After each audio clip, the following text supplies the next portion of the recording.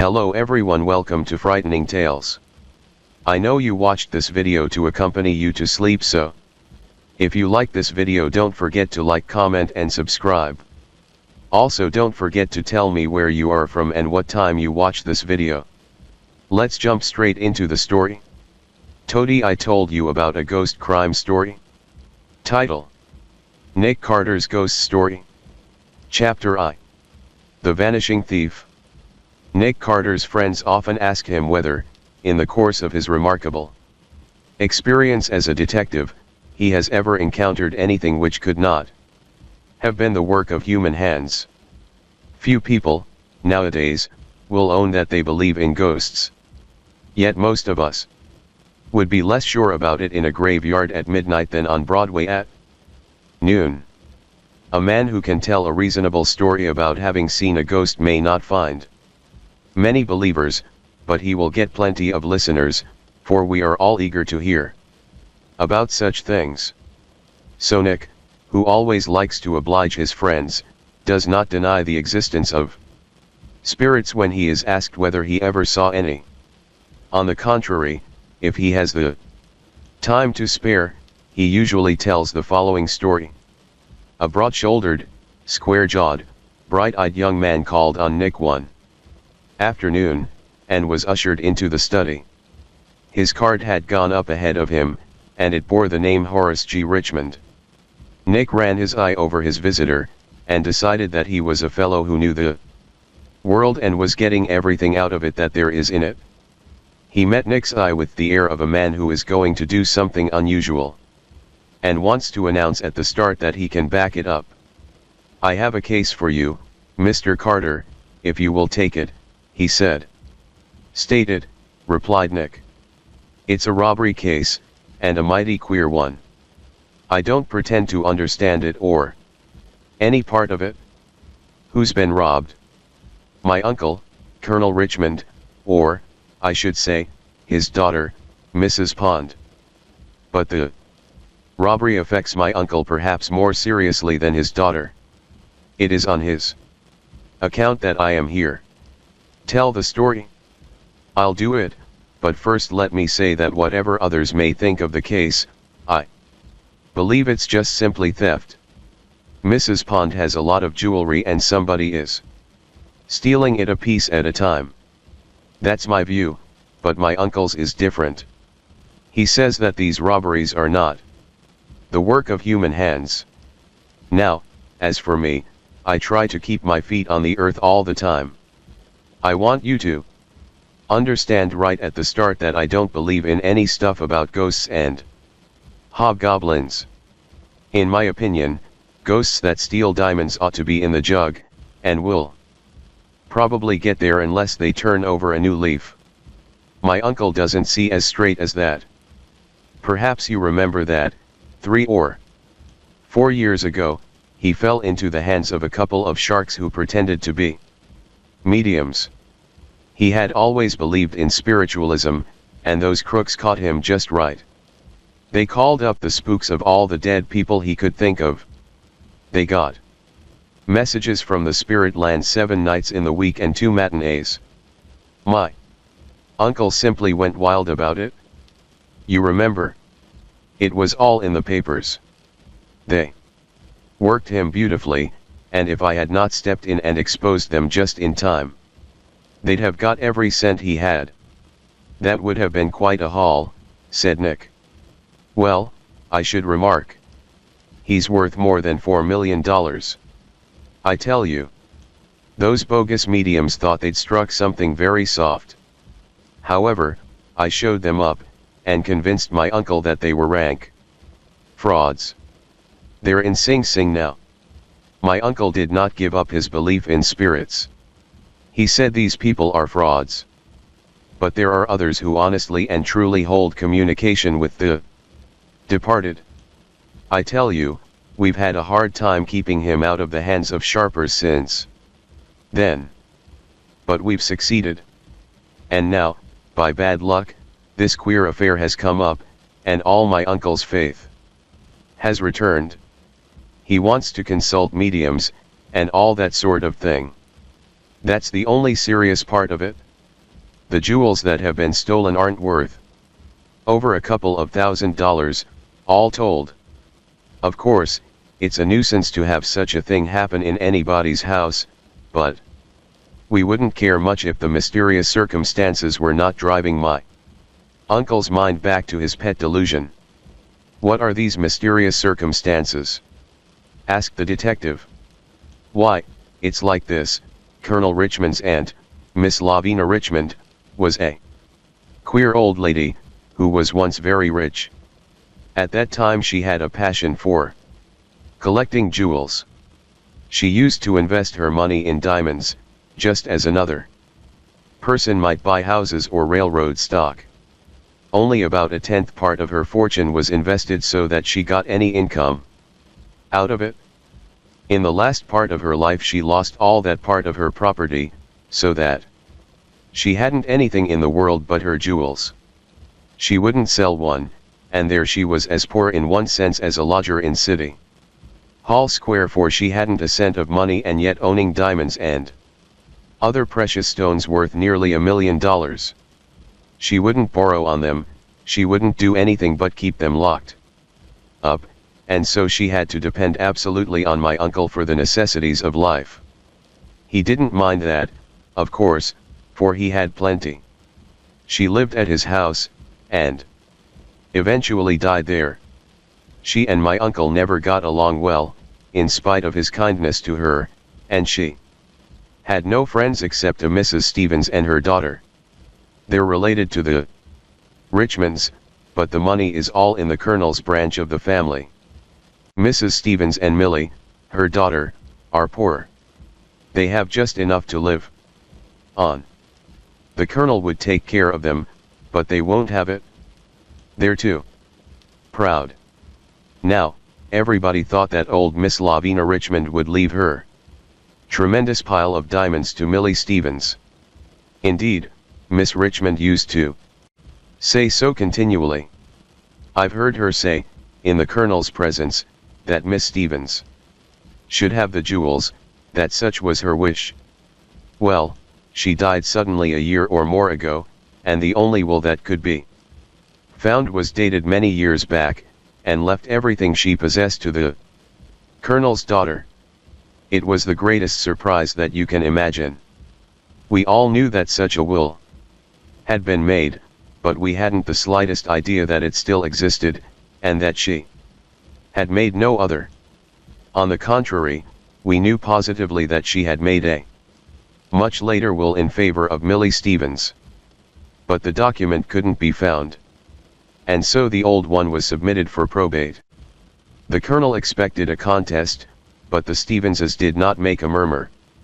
It must have been a tremendous disappointment to them, but they bore it with perfect good nature. They didn't seem to feel half so badly about it as my uncle did. If he had had his way, he would have given all the jewels to Miss Stevens. He said over and over again that he believed it was his aunt's wish that the girl should have them. And I can tell you, there's no man so particular as he is about respecting the wishes of the dead. Mrs. Pond would have turned over the whole lot to Millie Stevens, I believe, if it hadn't been for her husband.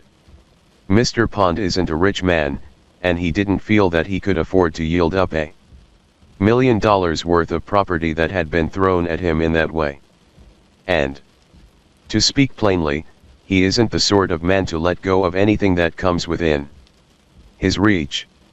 My uncle offered to do the fair thing out of his own pocket, but, as I've said, the Stevenses wouldn't touch his money, and there the case has stood ever since. The most valuable of the jewels are in the vaults of the Central Safe Deposit Company in the city. Some of the smaller pieces are in Mrs. Pond's possession.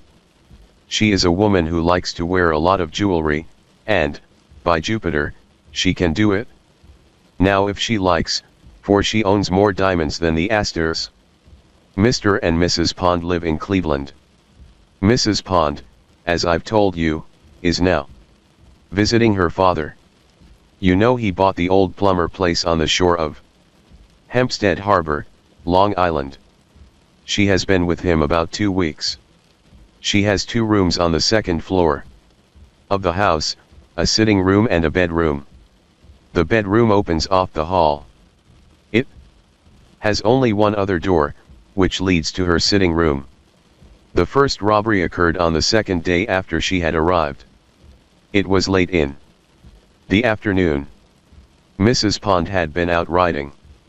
When she returned, she hurried up to her room to dress for dinner. She took off some of her jewelry, some rings, pins and that sort of thing, and laid them on the dressing table.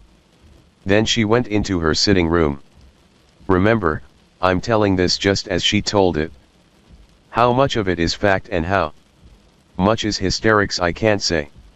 She was scared half out of her wits by what happened afterward, and may have got mixed up in her narrative. This is what she told us, when she had been in the sitting room about a minute. She turned toward the bedroom and saw the door slowly shutting. She was surprised at this, for she had locked the other door of the bedroom, and it did not seem possible for anybody to be in there. In fact, such a thing did not come into her mind. She supposed that a draft of air was swinging the door. She hastened toward it, but it closed before she got there. She turned the knob and tried to open the door, but was unable to do so. It did not seem to resist firmly, as it would if it had been fastened. Instead it gave slightly, as if some person had been holding it. If that was the case, he was stronger than she was, for she didn't succeed in opening the door. Then she screamed. Such a yell I never heard a woman utter. I was in my own room, which is over hers, and I jumped nearly out of my skin, it startled me so. I was dressing, and was in my underclothes, so it took me a minute, I should say, to get a pair of pantaloons on. Then I ran out into the hall and down the stairs.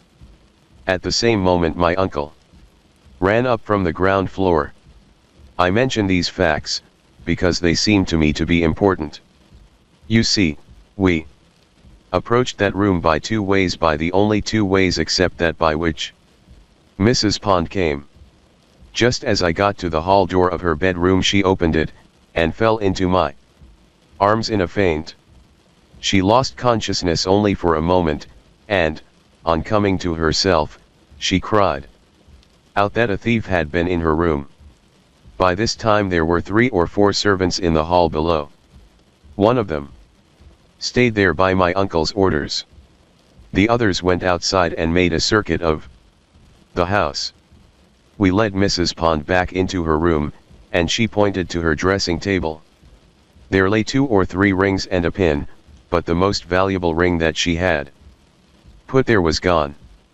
It was a queer, old-fashioned ring in the form of a snake, and in its mouth was a ruby worth about $250. The eyes were made of small diamonds. She declared that she had left the ring there. She told us how the door between the 2 rooms had closed. It appears that after she had struggled to open it for several minutes it suddenly yielded, and she almost fell into the room. Of course, she expected to rush straight upon the thief. He had been holding the door, and naturally he couldn't have gone far after releasing it. She was inside just as soon as the pressure on the other side was removed. But the room was empty. She thought of her jewels at once.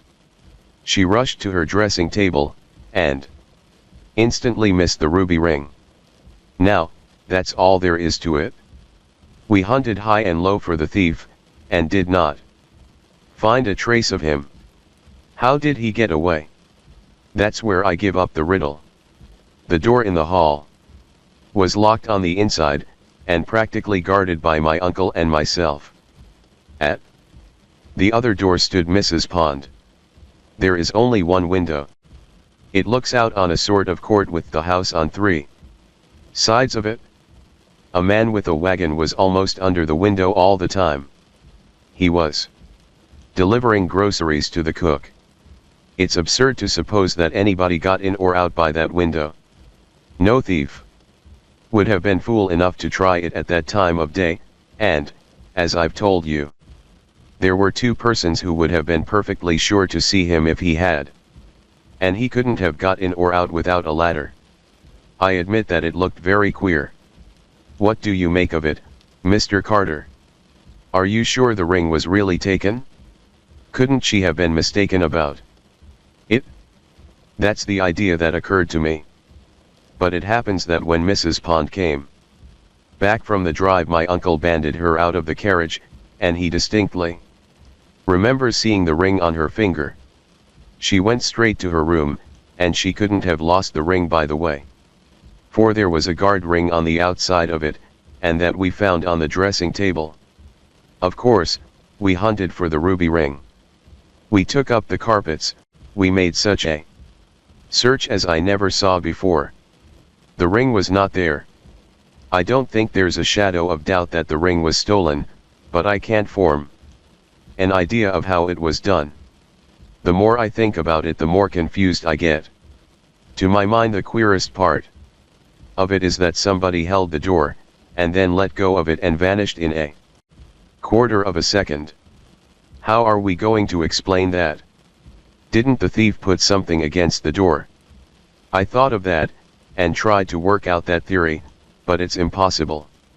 Not a piece of furniture was out of place, and there wasn't a stick or a prop of any kind in the room that could have been used for such a purpose. Well, that's strange, I must admit, said Nick. I guess it will be necessary for me to go down and look the ground over. That's just what we want. Come along, then. I'm ready. Chapter 2. Nick is boldly challenged. Nick knew the old Plummer mansion well. There is not a house to match it in this country. 100 years and more ago it must have been the scene of strange adventures. It was built, certainly, by one who did not expect a peaceful and quiet life within it. The thick stone walls, which look so unnecessarily massive, are really double. There are secret passages and movable panels and trapdoors enough in that house to hide a man, if a regiment of soldiers was after him. Evidently such a place offered every chance to shrewd criminals who might have a motive for playing upon the superstitious beliefs of the present proprietor. Anybody who couldn't get up a respectable ghost in the old Plummer house must be a very poor fakir. The mere fact that all the doors and windows of a room were closed did not prevent any person from going in or out at will, if he knew the secrets of the house. Nick thought of these things as he rode down there in the cars, and he prepared himself for an interesting time, chasing bogus ghosts through secret doors and panels. But a surprise awaited him on his arrival. Colonel Richmond met him at the door, and, by Nick's request, took him at once to the room from which the articles had been stolen. It was a modern room in a new part of the house. Nick was entirely unprepared for this. He did not know that the colonel had built any additions to the old mansion. Colonel Richmond spoke of this remarkable feature of the case at once. If this thing had happened in the old part of the house, he said, I shouldn't have thought that it was anything but an ordinary robbery. Every room there can be entered in a secret manner, and no doubt there are plenty of panels and passages which even I do not know. But there's nothing of the kind here. This wing was built under my eye, and from my own design. I saw the beams laid and the floors nailed down. There is absolutely no way to enter the room in which we now stand except by the two doors and the window.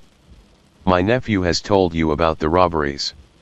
You know that the doors and the windows were practically guarded all the time. I don't believe that any mortal being could have got in here and got out again without being seen. As for myself, I understand the case perfectly. My belief will seem strange to you, because you do not see with the eye of the spirit. Everything has to be done by human hands, according to your matter-of-fact notion. I know better, and I tell you that these jewels were taken by the spirit of my deceased aunt, and that she did it to show me that my daughter was wrongfully in possession of them. When a healthy, hearty old man, who seems to be as sane as anybody else in the world, stands up and talks such nonsense as this, what can one say to him? It is useless to tell him that he is wrong about the whole matter. It is folly to attempt to reason with him. The only way to do is to show him a perfectly natural explanation of the mystery, and simply make him see it. That was the task which Nick had before him, and it must be owned that, at the first glance, he did not see how he was going to accomplish it. He examined the room and satisfied himself that it had no secret entrances. Such being the case, Nick was unable to form a theory of the robbery which would fit the facts as they had been stated to him. After looking at the rooms, he went with Colonel Richmond to the parlor, on the ground floor, and there proceeded to question him about the mysterious occurrences. "There have been 3 robberies in all," said the Colonel, "and they have been exactly alike. In every case my daughter has left some articles of jewelry on the dressing table in her bedroom, and one of them has vanished. Never more than one at a time. Twice it happened while she was in the adjoining room. The bedroom door, which opens into the hall, was locked on these occasions. The 3rd time she was in the hall, talking with my nephew. He was standing in the upper hall, leaning over the banister rail. They were discussing a plan for a drive out into the country. Quite a party was to go. Horace had just received word from a gentleman whom they had invited that he would be unable to go. He had read the note in his room, and he called downstairs to my daughter to tell her about it. That was how they happened to be standing in the hall. Presently she went back into her room, and almost immediately noticed that a small locket set with diamonds had been taken. She screamed, and Horace and I came running to her room. We searched it thoroughly. There was nobody there. The door between the bedroom and the sitting room was open, but the other door of the sitting room, which opens into the old portion of the house, was locked and bolted on the inside. Now, I submit to you, Mr. Carter, whether in that case any other way of entrance or exit was possible except by the windows. I'm bound to admit, responded Nick, that if the doors were in the condition you describe, no person could have entered or left those rooms except by the windows. Well, it had been raining hard, and the ground was soft. We looked carefully under all the windows. There was no sign of a footprint, and nobody could have walked there without making tracks. Oh, it is clear enough. Why do we waste your time in a search for invisible spirits of the dead? He rambled on in this way for several minutes, and Nick did not try to stop him. The Colonel was at last interrupted, however, by the entrance of his daughter. Mrs. Pond had been out driving. She learned, on her return, that a stranger had come to the house, and she hurried into the parlor, suspecting who was there. "I am delighted to see you, Mr. Carter," she exclaimed. "You will clear up this abominable mystery and relieve my father's mind from these delusions." "Then you do not share his opinions," said Nick. Mrs. Pond laughed nervously. "No, indeed," she said, "and yet I must admit that I am quite unable to explain the facts. I suppose you have heard the story?" "Yes." "What do you think about it?" "It is much too early in the case for me to express an opinion. But there are 1 or 2 questions that I should like to ask you." "Do so, by all means." "It was at my request that you were called in." "At your request?" "Yes, I talked with Horace about it, and at last we agreed to ask you to take the case. He didn't believe in it at first, for he did not want to let anybody into our family secrets. She glanced at her father as she spoke. It was evident that the family was a good deal ashamed of Colonel Richmond's spiritualistic delusions and wanted to keep quiet about them. I talked Horace into it after a while, Mrs. Pond continued, and at last he became as enthusiastic as myself. We know that you will find the thief. Thank you, responded Nick. There is one point which seems peculiar to me. After you had been robbed once, why did you continue to leave the jewels unwatched in the very place from which one of them had previously been taken? I insisted upon it, said Colonel Richmond. I told my daughter that she must make no change in her habit of wearing or caring for my aunt's jewels. I wished to show that we were not foolishly trying to hide them from the eye of a spirit, but that we wished to learn the desire of my departed aunt as soon as possible. It was by your order, then, said Nick, that your daughter continued to put the jewels on her dressing table when she laid them aside for any reason. It was. I have just left some of them there now, said Mrs. Pond. I went to my room after my ride, and took off a light cloak which was fastened with 3 pins, each having a diamond in its head. I stuck them all into a cushion on that dressing table. Is the room locked? Asked Nick. Yes, replied Mrs. Pond, and she produced the key of the door which opened from the hall above. Will you allow me to go up there now? Certainly. She handed the key to Nick. He took it and walked out of the parlor. Nick had already formed a sort of working theory in the case. He scarcely believed that it would hold water, but it would do for a starter. The most probable explanation that had come to him was that Mrs. Pond had not really been robbed at all. It might be that she had some motive for making these articles vanish. Perhaps she had some need of money, and was secretly selling them against the wish of her husband and her father.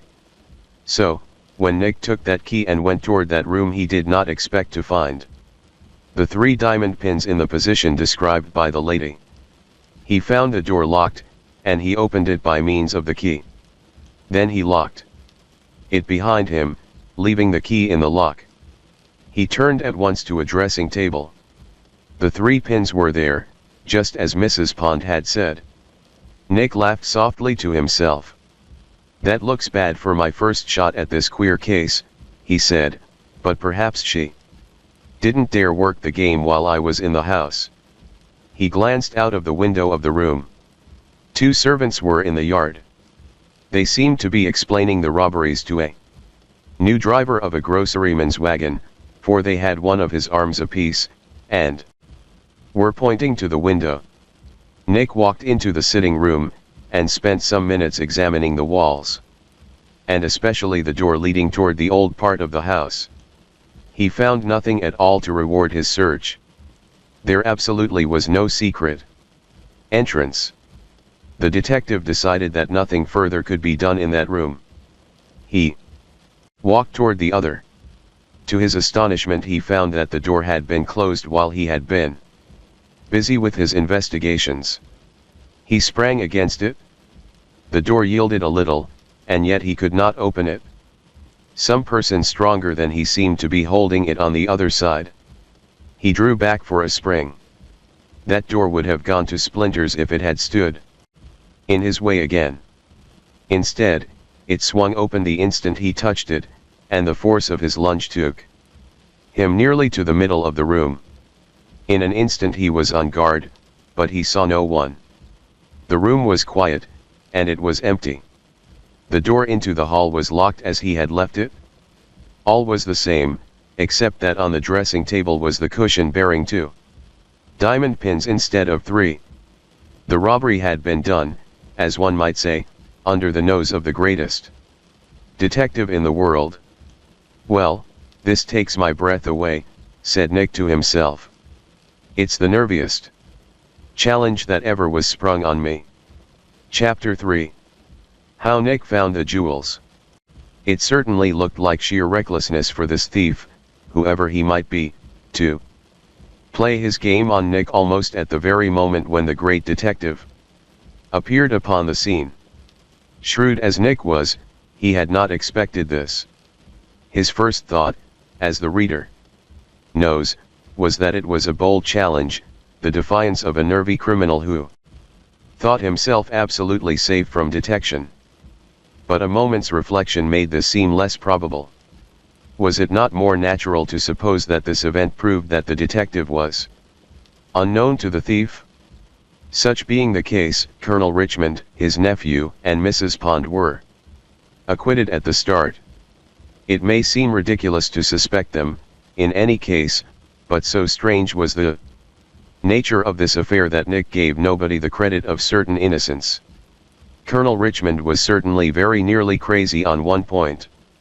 He might be so much of a lunatic as to commit these robberies from simple delusion. Or he might wish to prove to his daughter that the diamonds were not rightfully hers. Mrs. Pond might be pawning them for small extravagances which she was afraid to have known. As to Horace Richmond, there was no motive which seemed plausible. The value of the articles taken was so small as to make the game not worthwhile for a man in his position. And it was perfectly certain that no professional thief or dishonest servant was doing the work. If such a person had been in the game, he would not have taken one of those diamond pins, he would have taken all three. It was impossible to lose sight of the fact that the Stevenses would be the real gainers, if this ghost business led Colonel Richmond to insist that his daughter should give up the jewels. Mrs. Stevens and her daughter could not be doing the job personally, but they might have a secret agent among the servants, or more probably concealed in some secret recess of the strange old house.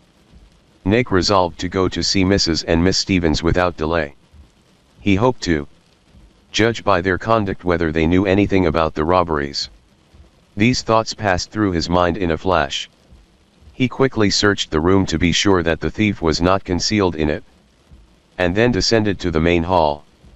The outer door was open, and Colonel Richmond and his daughter were standing on the steps.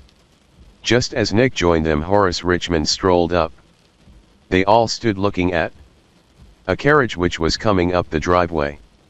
"Why, it's Mrs. Stevens," exclaimed Mrs. Pond. "I thought you said she did not come here any more." "She hasn't been here in some time," responded the Colonel. "I have thought that she avoided us because of this matter of the jewels." Nothing more could be said on the subject, for at that moment the carriage drew up before the door. Colonel Richmond advanced courteously and assisted Mrs. Stevens to alight. Nick noticed at once that she was much agitated. Colonel Richmond asked her into the house, but she said that she preferred to sit on the veranda. She had come on business, and would stay but a moment. She evidently wished to speak to the Colonel privately, and so the others stepped aside, but Nick's eye was upon the woman every moment. Very few words had passed between them, when the Colonel uttered a cry and called to Nick. The detective instantly advanced. He made a sign to Richmond, but it was not understood, and the Colonel introduced Nick by his right name. "Here is an extraordinary thing, Mr. Carter," he said. "We now have proof positive that this affair is not the work of mortal hands." "What is that?" asked Nick. "The jewels have appeared." "Where?" "In Mrs. Stevens' house. They have been mysteriously transported there without human aid." "I should be glad to have that proven," said Nick. "It shall be," said the Colonel. "Tell your story, Mrs. Stevens, if you please." "It is very simple," she said. "This noon, when I returned to my room after lunch, I found upon my dressing table certain pieces of jewelry which I recognized as having belonged to the late Miss Lavina Richmond. I knew them well. Nothing that I can imagine could have surprised me more than to find them there.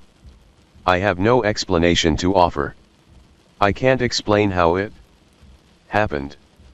Nick could explain it very easily, at least so far as the appearance of the jewels in that particular place was concerned. It looked like a natural development of the plot. But his face expressed no emotion as he asked, "Who had access to that room?"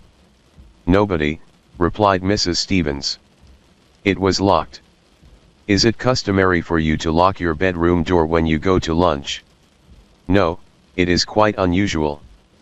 But we have a new servant in the house, and, as I had considerable money in the room, I took that precaution. All the doors were locked. I had the key to one of them. The others were on the inside of the locks. When I went to lunch the jewels were not there. When I returned they were there. That is all that I know about it. Here they are." She drew from her pocket as she spoke a small cardboard box. The woman was making heroic efforts to be calm, but it seemed as if she might either faint or go into hysterics at any moment. Was she playing a game that was too hard for her? That was the question for Nick to answer, and yet, when he looked at this gentle, refined woman, he hardly had the heart to suspect her of any dishonesty. "I will show you the jewels," she said, struggling to command her voice. "You can then see whether they are all here." Her trembling hands could hardly find the string which was tied about the box. While she pulled at it she kept talking as if she must do it to relieve her overburdened mind. She described the articles of jewelry which were in the box. "They are the very ones," said the Colonel. As he uttered the words the string was loosened, and the cover fell off the box. There was a sharp cry. It came from Mrs. Pond, who, with Horace, had approached during this scene. "Why, there's one of my diamond pins!" she exclaimed. "How on earth did it come to be there?" Well, if Mrs. Pond was surprised, she wasn't a bit more so than Nick Carter. The pin referred to was the one which had been stolen from the cushion in Mrs. Pond's dressing room not 10 minutes before. "Why, this is impossible," cried Mrs. Pond. "I left that pin with the two others. Like it in my room." Without saying another word, she turned and ran into the house. Almost immediately her voice was heard in the hall. "It's gone!" she cried. "It's been taken out of my bedroom." She appeared at the door with a very white face. But her excitement was nothing to that of Mrs. Stevens. Nick dropped the role of detective and assumed that of doctor in less than a second. When he had saved Mrs. Stevens from an attack of hysterics, he said, "I was aware that that pin had been taken. It was done while I was in your room, Mrs. Pond. The circumstances were exactly the same as those attending the other robberies." "But I did not put it in the box," exclaimed Mrs. Stevens. "It was not among the jewels which I found." She turned to Colonel Richmond. Her face was ghastly pale. "I have scorned your belief," she said, "but now I am convinced. No mortal being could have done this thing." "What do you say to that, Mr. Carter?" cried the Colonel, with flashing eyes. "I would like to ask a few questions," rejoined Nick. "Were you alone when you put those jewels into the box?" "I was." "Has it been in your possession ever since?" "It has not been out of my care."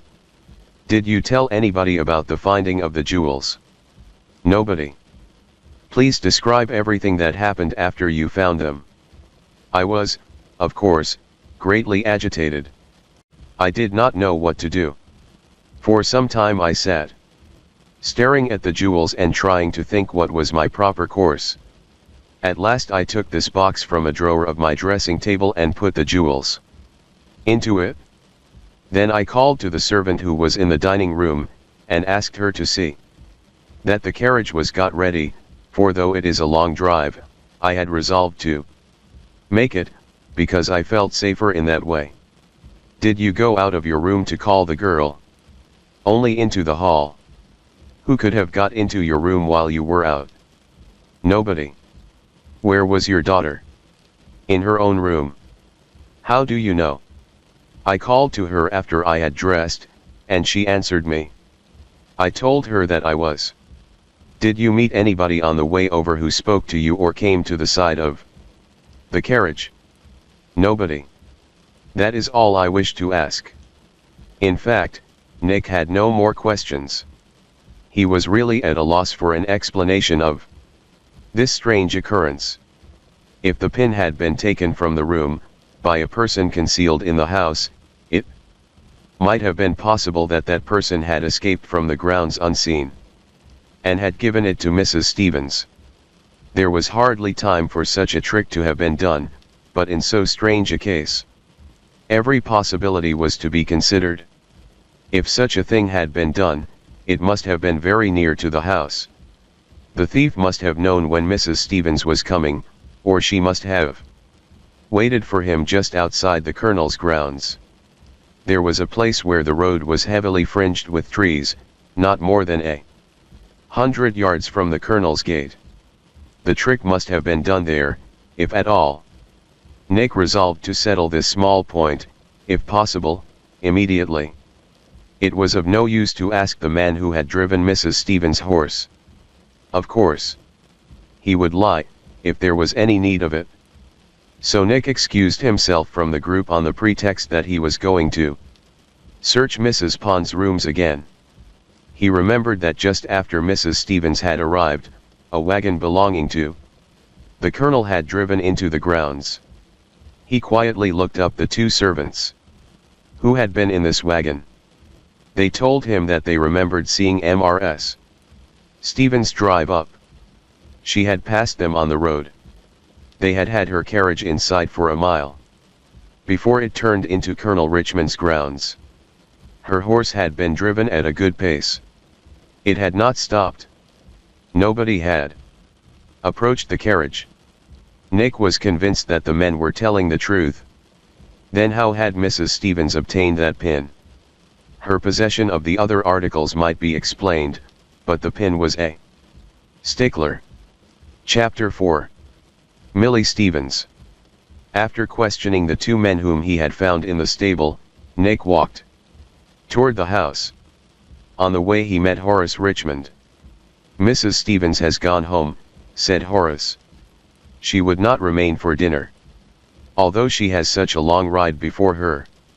She seems terribly distressed by this strange affair." "What did your uncle say to her?" "Not much," was the reply, "and I was a good deal surprised. He begged her not to be nervous about it, and talked very pleasantly to her, but he steered clear of the matter of the jewels." "I don't understand it." "I thought he would insist upon what he calls a restitution of the property." "Perhaps, after all," said Nick, "he isn't so far off his base on the ghost question as you think he is. Don't you deceive yourself about that. He is just as sure that his aunt's spirit removed those jewels as you are that that house is resting on its foundations. And I wouldn't try to shake his belief just now," continued Horace, seriously. "Simply say nothing about the affair this evening. Talk about something else to him. Stay with us as long as you can, and quietly look the ground over. Then tell me privately what you think." This advice seemed good to Nick. He passed a quiet evening in the house, and nobody but Mrs. Pond referred to the robberies. Horace managed to quiet her quickly. But the next morning after breakfast she came to Nick with a very long face. "My father has been talking to me," she said, "and I'm going to lose those jewels. Surely, unless you do something and do it very quickly. I don't care for their value, but they're mine by right, and I mean to keep them if I can. But, of course, I can't bear to make my father's life miserable. It will probably end by my compelling my husband to let me give them up." Nick had his doubts about the possibility of such a thing, and they were made certainties very soon afterward. Mr. Pond arrived unexpectedly.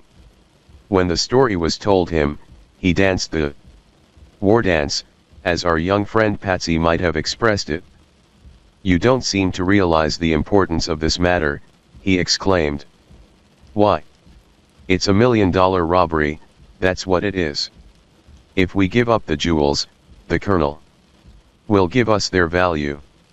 By jingo, he'll have to. Well, what's that but the theft of $1 million from him? Nick was compelled to confess that it was just that, and nothing else. And who'll reap the proceeds? Continued Pond.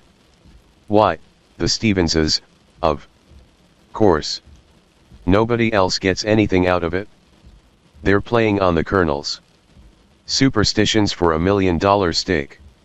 Now, Mr. Carter, you go ahead and work this thing out. Catch the thief. Don't let the colonel get you out of the way. If there's a question of money, I'm good. For the best fee you can name. Nick's first move that day was to go to Mrs. Stevens' house. She lived well on her small income. It was a nice old country house, with grounds of considerable extent, and a stable in which 2 good horses were kept. Nick rode over there on one of Colonel Richmond's fine saddle horses. As the detective rode up the winding, shaded walk toward the house, he noticed a manservant just ahead of him. This servant had a newspaper and some letters in his hand. He seemed to have come from the village post office. Leaning over the railing of the veranda, as if waiting for the servant, was one of the handsomest girls Nick had ever seen. She was a beauty of the dashing, dark-eyed type, a girl of courage and strong will. The servant gave her the letters just as Nick came in sight. He not only gave her those he had been carrying in his hand, but he drew one from his pocket with a motion that suggested secrecy. Nick rode up to the veranda, introduced himself, and asked to see Mrs. Stevens. "Let James take your horse," said the girl. "Come into the house, if you please.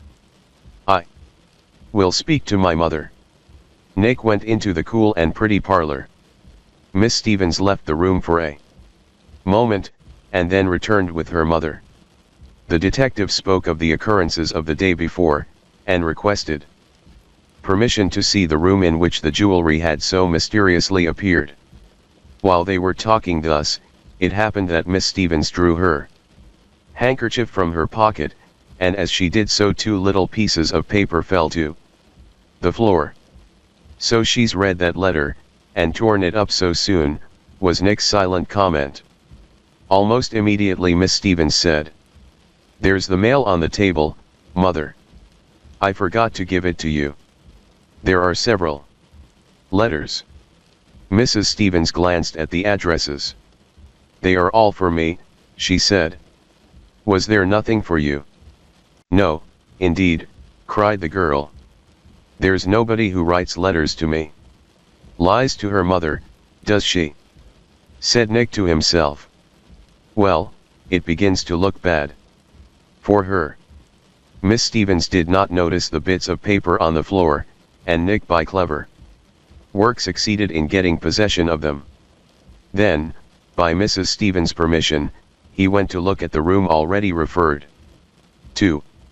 No sooner was he there than he got rid of the lady upon some plausible excuse, and so had an opportunity of examining the bits of paper. They were ordinary letter paper, impossible to trace. One bit was blank on both sides. The other bore some queer little marks, but no writing. To Nick the marks were quite clear. They were the dots and dashes of the Morse telegraphic alphabet. They represented the letters N, T, B, E, T, R, A. Written very small on a narrow scrap, not more than an inch long. "Don't betray," muttered Nick. "Worse and worse. Miss Stevens will evidently bear watching." As to the room, his inspection of it was of little use. He had not expected much. He had come to see Miss Stevens, principally, and in her case the investigation had certainly begun better than he could have reasonably expected. She was engaged in some secret affair. She concealed letters from her mother. She had bribed one of the servants. This last fact was proven by the manner in which the letter had been delivered to her. As he was turning these matters over in his mind, Mrs. Stevens and her daughter entered the room. "What have you discovered, Mr. Carter?" asked the girl. "You must know that my mother has told me all about this strange affair, and I am deeply interested." "I have learned nothing," said Nick, "except that this room can be easily entered, even when the doors are locked. Take this door leading to the rear room, for instance. The key was on this side. It is true, but it turns very easily. A person with a pair of nippers could get in without trouble, and lock the door afterward. I can't tell from the appearance of the key whether or not this was done, but I think it probable." "You mean that somebody came in here while Mother was at lunch, and put the jewels where they were found?" "Exactly. But who could it have been?" "I don't know," answered Nick, frankly. "And how do you explain the presence of that other pin in the box?" asked Mrs. Stevens. "There is an explanation," said Nick, "but I prefer not to give it now." "As you please," responded the lady, haughtily. "I can only say that I trust you. We'll find this thief speedily, and end this annoyance to which we are being subjected." "I don't think it ought to be hard for a person of your abilities," said Miss Stevens. "I have already solved the puzzle." "And who is the guilty person?" asked Nick, with a smile. "Colonel Richmond, of course." "Why should he do this?" "Because he's crazy. That's reason enough." "I'd like to hear you explain your theory a little further." "Why, Mr. Carter, I'm surprised at you. Is there any motive for this so-called crime?" "No." "Then it must be a crazy person's work." "Is there more than one lunatic among us?" "Certainly not. So, as 2 and 2 make 4, and the sun doesn't rise in the west, Colonel Richmond is the man." "What kind of a detective do you think I'd make?" "There isn't anyone alive who could compare with you," said Nick. "You're joking." "No, I'm serious. There are plenty of detectives who can reason up to the wrong man, but none, I'm sure, who can do it so quickly as you can." Mrs. Stevens laughed at her daughter's discomfiture, and the girl joined heartily. "Supposing for a moment that your theory is true," continued Nick. "How do you suppose that Colonel Richmond managed to get the jewels over here?" The girl became serious in a moment. "This is a very delicate subject," she said. "I hate to cast suspicion upon any one. You refer to the new servant, of course." "Well, we know nothing about the girl," said Mrs. Stevens, "and, of course, when anything so strange happens in the house we naturally think of her. She brought good references, and she certainly looks honest. Did she have an opportunity to put the jewels into this room?" "As to that, I have talked it over with my daughter, and it seems just possible that the girl could have done it." "I thought at first that it was not." "Of course, it was possible," exclaimed Miss Stevens. "She could have run up the back stairs at any time." She proceeded to explain this theory, until it seemed quite plausible. And yet all the time she was filling the detective's mind with the blackest suspicions against herself. Here was the case: the plotters were trying to work on Colonel Richmond's superstitions. A celebrated detective had been called in. If he succeeded, the plotters failed, and the Stevenses lost the jewels. What more natural than that the criminals should wish to throw the detective on a wrong scent? Was it not to be expected that they should pitch upon this new servant as the best person with whom to deceive Nick? Altogether, Miss Stevens was making out a very strong case against herself. Chapter V. Colonel Richmond's Night Adventure. Of course, Nick questioned the servant. To have failed to do that would have been to throw light upon his real suspicions. She was a tall, slender, and rather pretty Irish girl, named Annie O'Neill. Her answers to all questions were plain and simple. She told what she had been doing on the previous day while Mrs. Stevens was at lunch. She had not been in the dining room all the time, but had come in twice or thrice when summoned. During the remainder of the time she had been in the kitchen. Nobody had been with her there. When Nick left the house, he rode half a mile back along the road, and then dismounted and sat down under a big tree. In a few minutes a farmer's wagon came along. A young man, who looked like a farm laborer, was riding beside the farmer. He did not ride far beyond the place where Nick was sitting. In a few minutes they sat together under the tree. The young farm laborer was Patsy. "I got your message," said Patsy. "I took the chance to ride over from the station with that fellow, and I've asked him a few questions about the house where you want me to go on duty. It seems that there's no show to get in there on any pretext. I'll have to camp around on the outside like a grass eater." "That won't hurt you, Patsy, my lad," said Nick. "The weather's good. You're to keep an eye on the whole household, but on Miss Stevens especially. This is the way the case looks at present. The girl is doing the work on this end, in connection with some Confederate concealed in Colonel Richmond's house. You understand the game.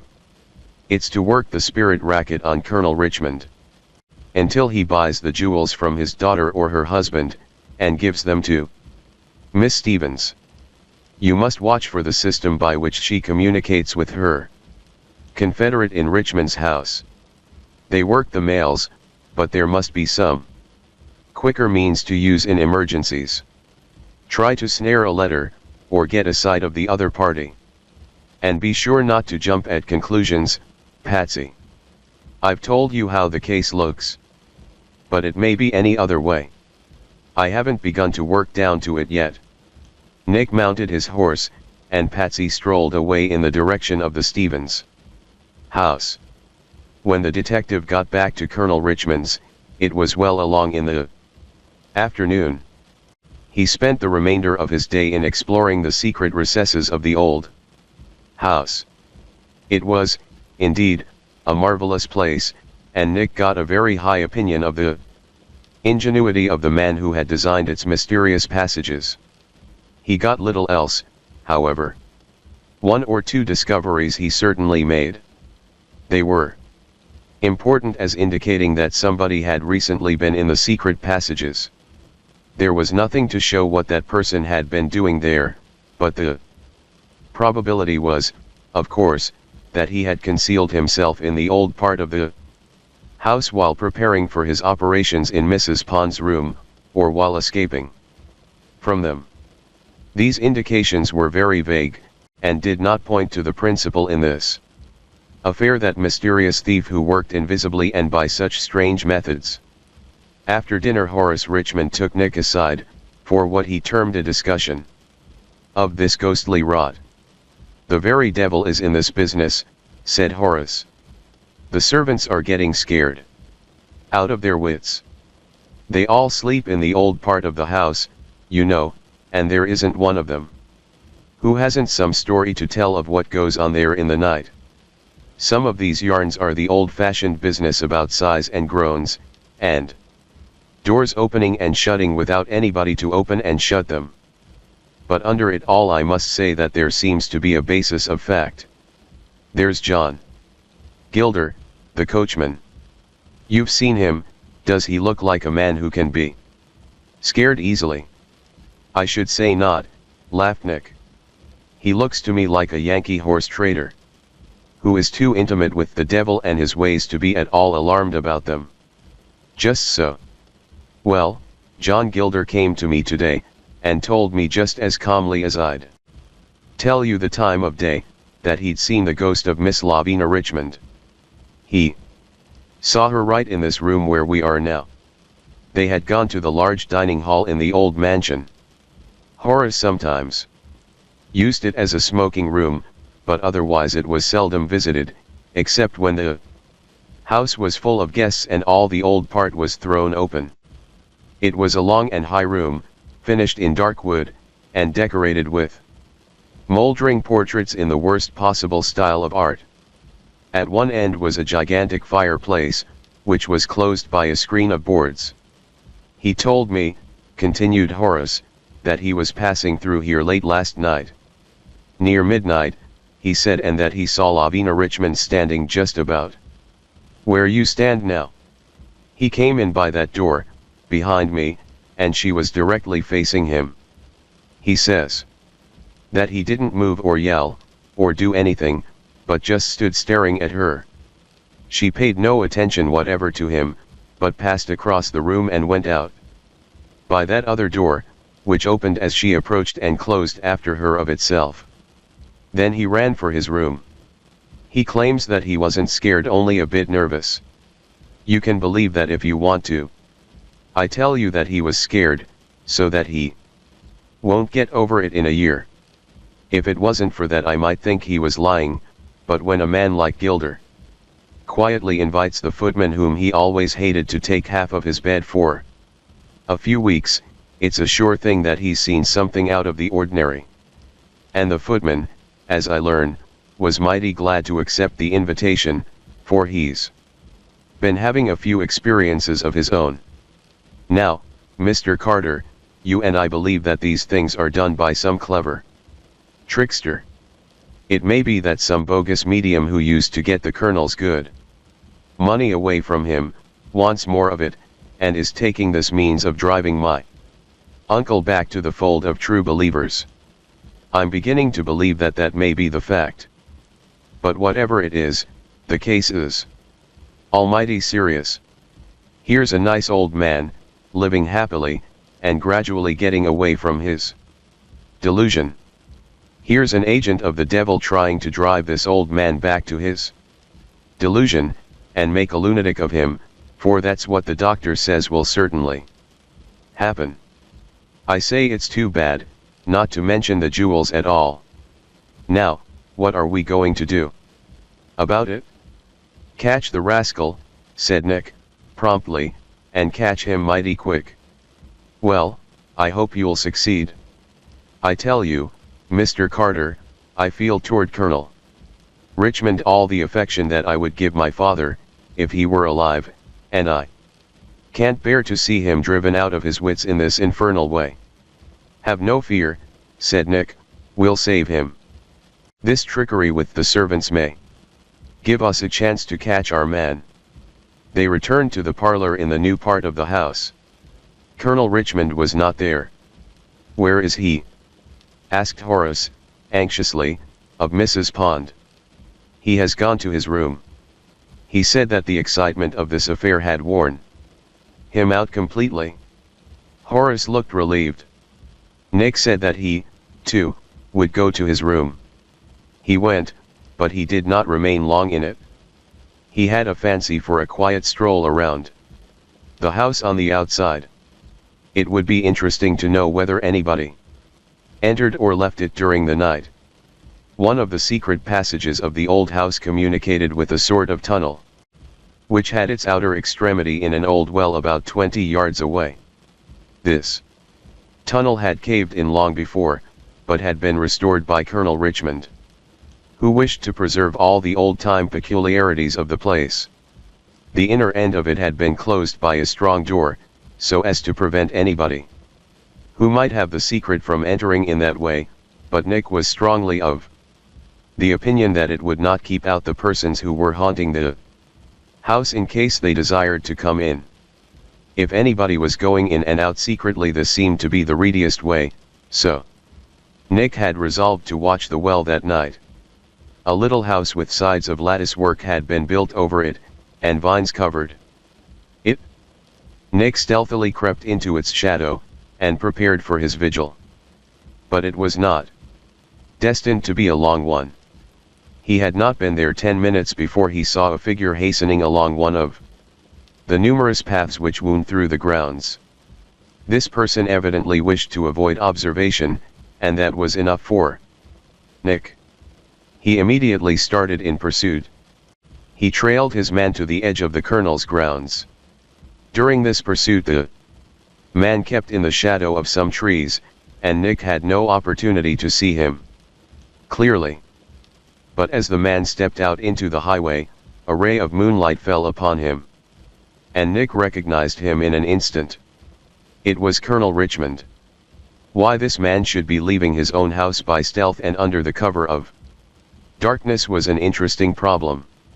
Nick resolved to know all about it before the night was much older. So he trailed along. The colonel walked up the highway with rapid strides. About half a mile from the house he found a carriage standing under the shadow of a tree. Evidently he expected to find it just there, for he immediately jumped into it, and the driver whipped up his horse. Nick was unable to see the driver, for the carriage was a covered buggy, and had been standing with its back toward him. The horse was evidently a good one, but Nick overhauled him, and got hold of the carriage behind. There was no chance for him to ride there, but his grip on the wagon helped him along, and he ran about 8 miles quite comfortably. His presence so near was entirely unsuspected by the occupants of the carriage. He was favorably situated for overhearing their conversation, but unfortunately, they did not say anything. Nick discovered that the driver was a woman, but he could only guess at her identity. At last they turned suddenly out of the road, into the grounds of a private house. The sound of the wheels was evidently heard within, and the front door was thrown open, letting out considerable light from the hall. Nick could not go too near that light, so he let go, and crept into some shrubbery.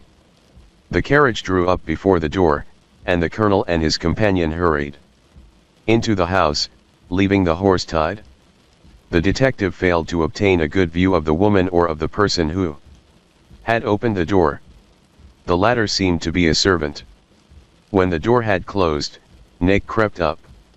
He maneuvered carefully, and discovered that there was somebody sitting in the hall just inside the door. Entrance by that means was out of the question. However, he succeeded without much difficulty in entering the house from the rear. He found himself in the kitchen, from which he passed to a dining room. This apartment was almost totally dark. Nick felt his way to the side opposite the kitchen, and came to a heavy pair of folding doors. From the other side came a confused murmur of voices, as if many persons were talking in hushed tones. Presently they became quite still, and then there arose the sound of music. It was a slow and somber strain, as from an organ gently played. Nick was crouching against the door, among the folds of a curtain which could be drawn across. Suddenly he heard a slight sound behind him. He turned noiselessly. A white figure flitted across the room. Nick was at one end of the folding doors, and the figure passed to the other end, and into the corner beyond. There it suddenly vanished. The light was so dim that Nick could not tell exactly what had happened. It certainly seemed as if the figure had gone straight through the wall. About a minute later another form appeared in the same way. It crossed the room, and vanished. "Good," muttered Nick. "I'll back these ghosts against any that Colonel Richmond can raise in his house." Almost immediately there was the sound of a voice in the room beyond the doors. "Does any person present recognize a departed friend?" it said. Then Colonel Richmond's voice arose, hoarse and trembling with emotion. "Aunt Lavina," he said, "tell me what you wish me to do. I will obey you." "Absolutely." "I thought so," chuckled the detective. "The Colonel has come to attend a spiritualistic seance." Chapter 6. A roundup of spook artists. It began to look very much as if Horace Richmond's theory was correct. Certainly the Colonel had fallen again into the clutches of bogus mediums. It might be that the whole plot was directed to that end, and that the transfer of the jewels to the Stevenses was only to be an incidental result of the plot. Yet so long as Miss Stevens' unusual conduct remained unexplained, it would not do to go upon this theory. "One of the principal things that Horace Richmond employed me to do," said Nick to himself, "was to break up his uncle's belief in spiritualism. I guess that this is a first-class chance to do it." He softly crept to the corner where the gliding figures had disappeared. There, as he expected, he found one of those movable panels which the bogus mediums prepare so cleverly. His experience of such affairs taught Nick exactly what he should find in the other room. There must be a little cabinet in the corner covering the other side of the sliding panel. The medium might be in it, or she might be sitting blindfold just by the door. But the cabinet was certainly not empty. Two figures had gone into it, as Nick had observed. One of these was doubtless playing the part of Aunt Lavina. The other must be waiting to appear in some other role. Nick listened. He could hear the Colonel questioning the supposed spirit. The replies were put in that silly and mysterious language supposed to be appropriate to visitors from the other world. The meaning of them, however, was plain enough. Colonel Richmond was commanded to restore the jewels to Millie Stevens. This point was made so exceedingly clear, and his promise was demanded in such stringent terms that Nick was no longer able to doubt that the interests of the Stevenses were being very carefully attended to by these spook compellers. In view of the facts already known, it was hardly possible to reach any other conclusion than that Millie Stevens had hired this medium to do the whole job. That it was being done to the Queen's taste, Nick was forced to admit.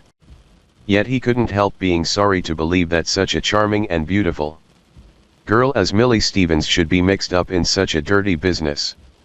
He waited till Colonel Richmond had completed his solemn protestations, and then suddenly slid the panel and passed through. There was another person in the cabinet, who was, of course, instantly aware of Nick's entrance. But the place was so dark that at first the bogus ghost did not know that Nick was not one of the regular company of spirits. He had a chance to get his bearings before the discovery was made. The shade of Aunt Lavina was just retreating toward the cabinet, making that absurd series of nods and gestures which such spirits always use.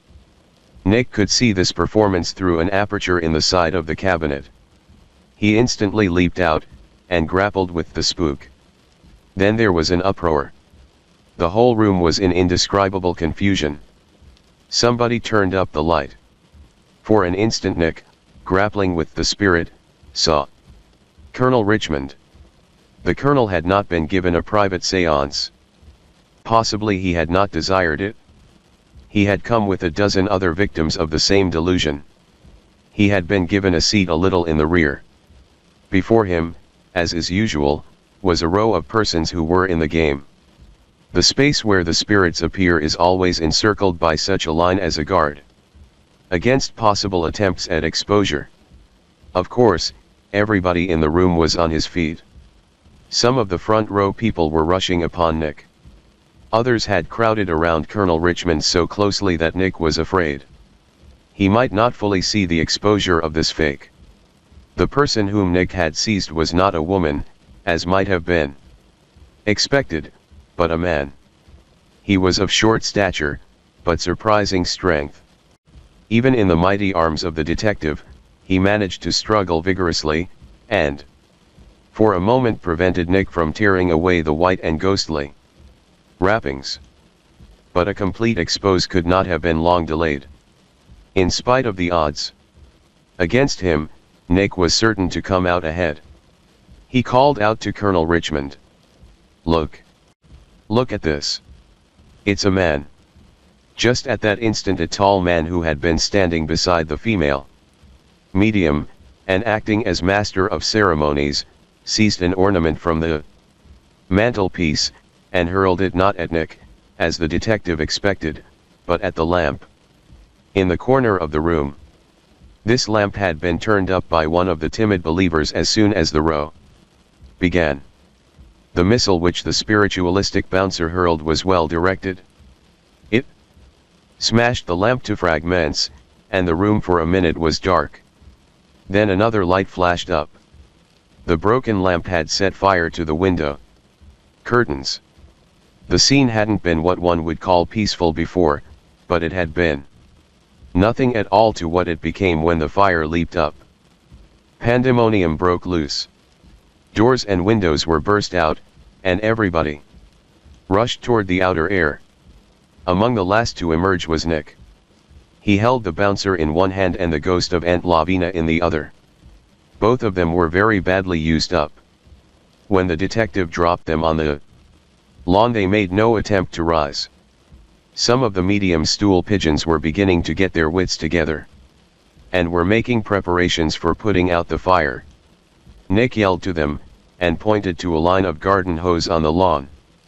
There was a head of water in this pipe, and with the aid of its stream the fire was extinguished. The detective did not assist. He turned his attention to discovering what had become of Colonel Richmond. The colonel had disappeared. The carriage in which he had come was gone. Doubtless the person who had driven him over had hustled him into the carriage at the earliest possible moment. A shrewd move, muttered Nick, and a bad one for me. However, I've got this gang cornered, and if they've been doing the job at the colonel's house, their operations are over. There was an excited group of people by the main door of the house. In the midst of them stood the medium, a fat and coarse woman, whom Nick had seen before in the same crooked business. Those around her were the real believers in spiritualism, who had come to the show. They had witnessed the exposure, and were ready to mob the medium. Nick took his two prisoners to this group. He tied them securely, and then turned to one of the dupes. "Why don't you have these people arrested?" he whispered. "Charge them with taking money under false pretenses." "Good," said the man. "There's a warrant for some of them already. I'll get the constable, who lives over across the fields, and he'll pull 'em all in." A half hour later the whole gang was under arrest and on the way to the nearest lockup. The detective felt that his evening's work was not in vain. Whatever might be the facts about the connection of this gang with the affair at Colonel Richmond's, it was a good thing to get them all out of the way. The colonel's presence among them proved that they were the spiritualistic crowd which was after him. Their removal would simplify matters. Moreover, the colonel's presence, and his questioning of the spook, showed that any theory connecting him with the disappearance of the jewels was wrong. It was evident that he had asked the questions in all sincerity, believing that he was really in the presence of his aunt's spirit. He could hardly be crazy enough to do that, supposing that his lunacy had led him to abstract the jewels. Having witnessed the arrest of the gang, Nick procured a horse and drove rapidly toward Colonel Richmond's house. He arrived there about 11:30. There was a light in the parlor, and through the open window Nick beheld an unusual scene. The colonel, Mrs. Pond, and Horace were present. Mr. Pond was not in the house. He had returned to New York. Besides the persons named, there were in the parlor nearly all the servants connected in any way with the establishment. It looked as if the colonel was holding court. One of the servants seemed to be giving testimony. The expressions on the faces of the others showed deep interest and superstitious terror. Nick had no doubt about what was going on. The colonel was getting to the bottom of the ghost stories. There must have been more manifestations that night. The detective was in doubt whether to enter the house in his own character. Finally he decided not to do so. He disguised himself in the character of John Gilder, the coachman, who was not present in the parlor. It seemed best to gain access to the room from an entrance toward the old part of the house instead of from the main hall. So Nick passed around the corner of the house. As he did so, he was aware of a dark figure crouching in the shadow. He instantly grappled with it, and the figure was not less prompt in grappling with him. The struggle was very brief. It ended with Nick on top, and no harm done. The detective instantly leaped to his feet again. "Patsy!" he exclaimed. "What brings you here?" Chapter 7. A really competent ghost. Patsy told his story in a few words. He had watched the Stevens house all day without discovering anything. As evening descended, however, his patience had been rewarded. "She came out," said Patsy, and quietly scooted off across the fields. "Millie Stevens." "Yes." "What did she do?" "She made for that big oak tree which stands in the middle of the field on the right of the road as you go from the station. I had to trail carefully, for it was not very dark and there was no cover. So I couldn't get very near her. Under that tree a man was waiting. He had a saddle horse with him. The man and the girl exchanged a few words. Of course, I couldn't hear what they said. Neither could I get a line on the man. I resolved to get nearer, though it was taking big risks. It couldn't be done. They saw me." In a flash the man leaped into his saddle and pulled the girl up in front of him in regular old-fashioned style. They were off in no time. It was a fine horse they rode. I wasn't in it at any stage of the game. I ran myself out at the end of about a mile. They had disappeared in the darkness, but they were taking the road toward this place, and on a venture I came over. I hope to connect with you, and get instructions." "That was right. Come with me." "What's up?" "A ghost hunt, unless I'm very much mistaken. I guess we can join it without any trouble." They made their way into the old portion of the house. In the hall from which the broad stone stairs led up to the second floor they paused a moment to listen. Steps were approaching. Before they could get into a place of concealment a door opened, and Colonel Richmond entered. He carried a small lamp in his hand. Horace followed him. "Gilder!" cried the colonel, seeing Nick disguised as the coachman. "Why were you not present in the parlor?" "I've just got back to the house, sir," rejoined the detective, imitating Gilder's Yankee twang. "Who's that with you?" "My cousin, Frank Gilder." "What's he doing here?" "If you please, sir, I brought him over to spend the night with me. The footman and I don't get along very well together, and I don't like to be alone in a room in this house, sir, just now." "So," said the colonel. "I understand that you have seen strange things." "Very well. I am going to investigate this matter. I shall pass the remainder of the night in the dining hall above." The colonel led the way up the stairs. The whole party followed him. "May I ask where the other servants are, sir?" said Nick. "They will pass the night in the new part of the house," returned Horace. Richmond, with a grim smile. "You can do so if you like." "No, sir," said Nick, "I think I'd rather sleep in my own room so long as my cousin is with me." At the head of the stairs they turned at once toward the old dining hall.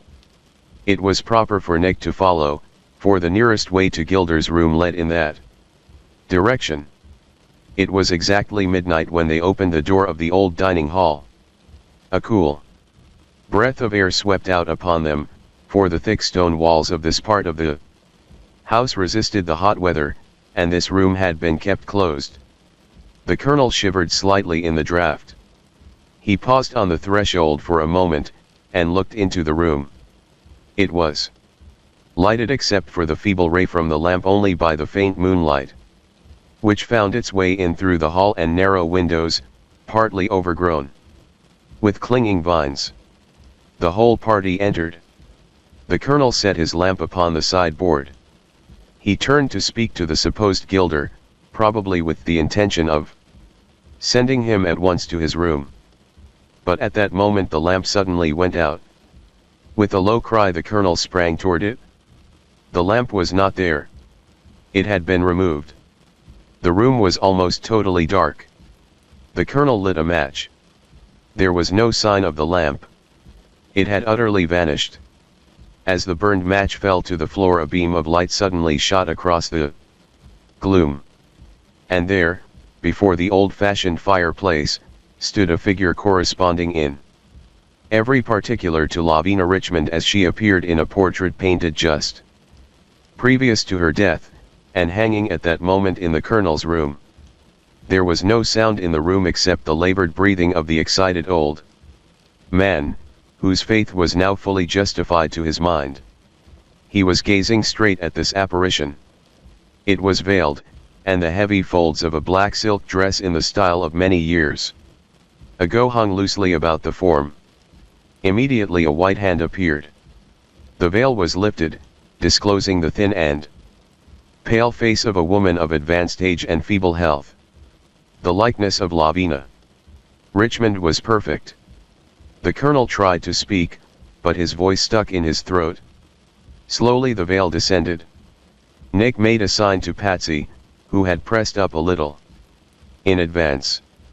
He had kept an eye over his shoulder, however, to be sure of getting any orders from his chief. There was light enough to see the signal.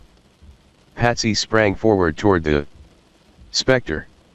The distance separating them was not more than 20 feet.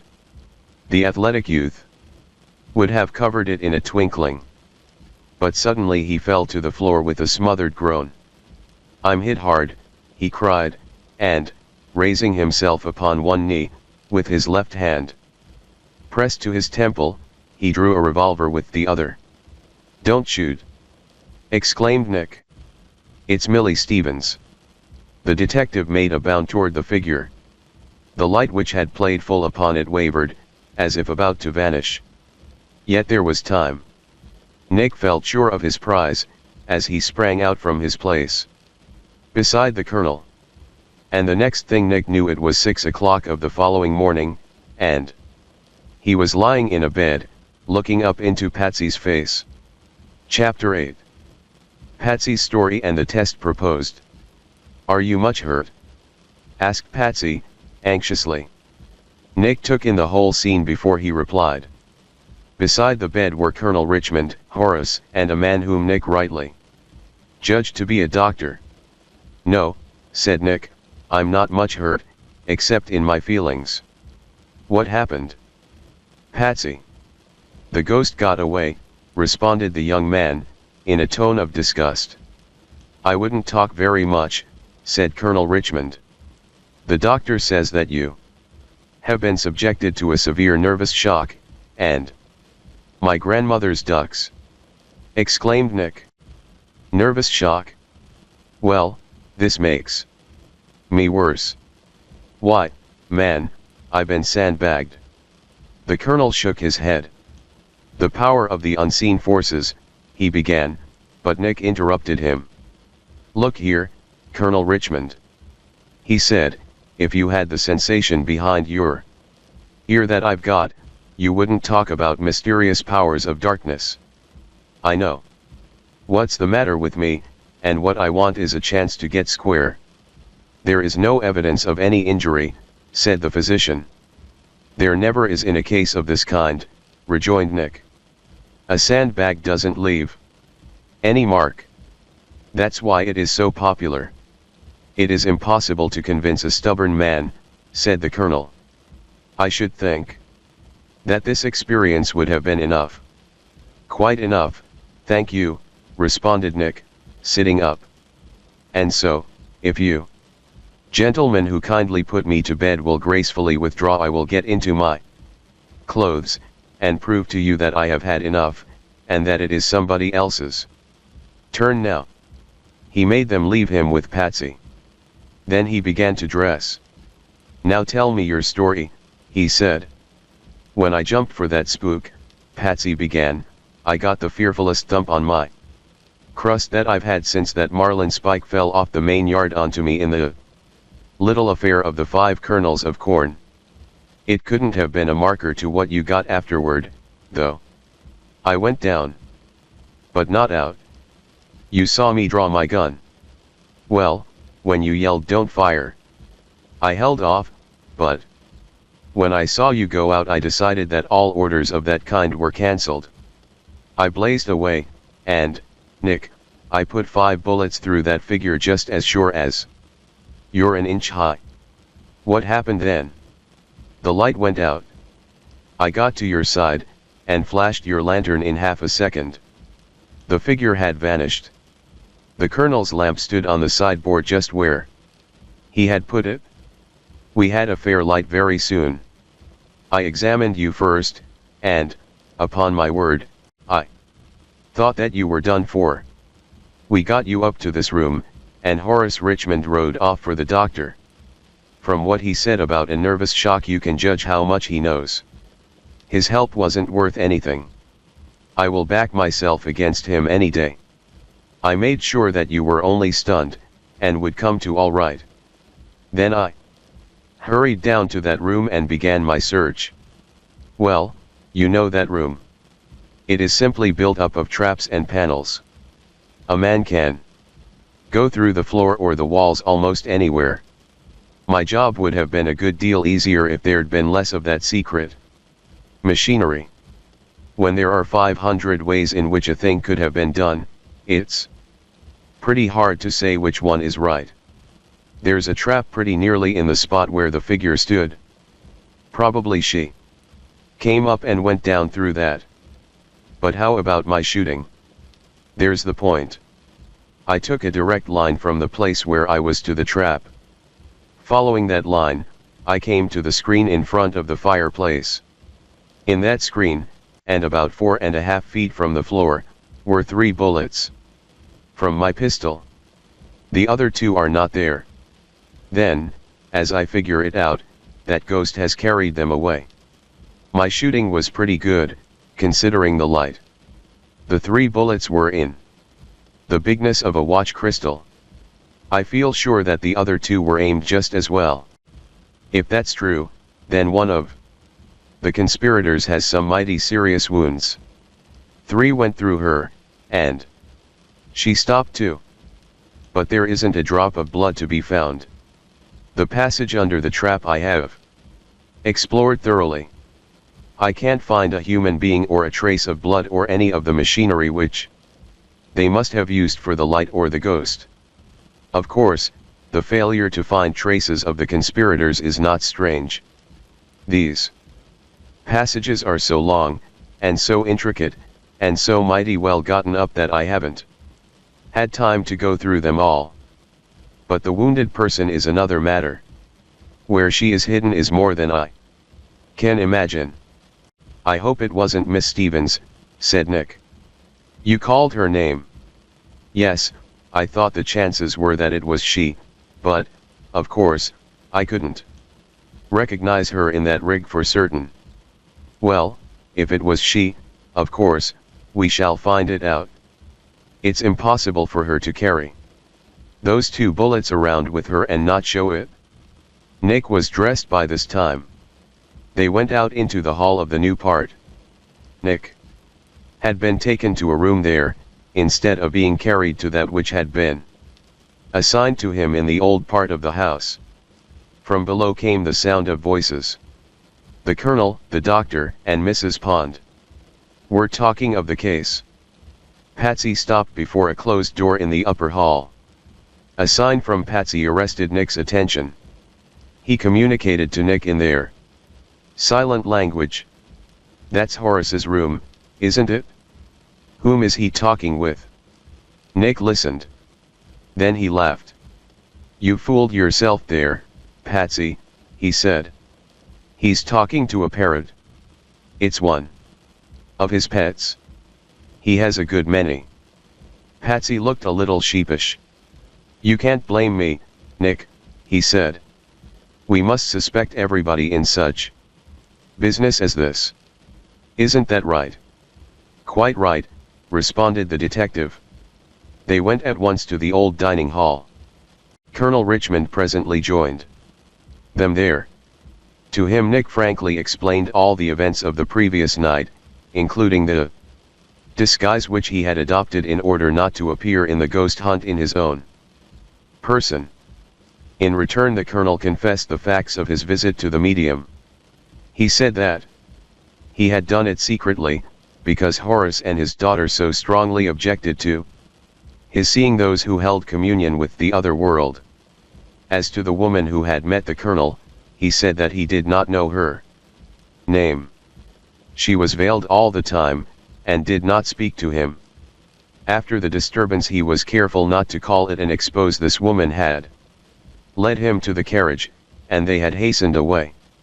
Such was the strength of his delusion that he still believed that the manifestations he had seen at that house were genuine. He would not accept Nick's version of the affair. "I have made up my mind what to do," he said. "My decision is unalterable. I shall buy the jewels and give them to Millie Stevens.